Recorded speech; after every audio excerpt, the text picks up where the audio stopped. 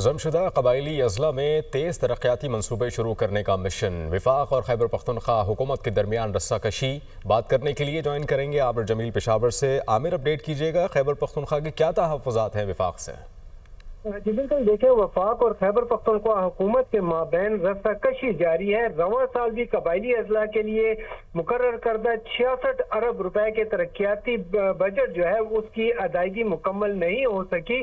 خیبر پختونخوا حکومت نے اپنے فنڈ سے قبائلی اضلاع میں 8 ارب 50 کروڑ روپے خرچ کیے ہیں، جبکہ قبائلی اضلاع کے لیے وفاق نے اے ڈی پی میں 16.2 ارب اور اے آئی پی میں 6.3 ارب روپے جاری کیے ہیں۔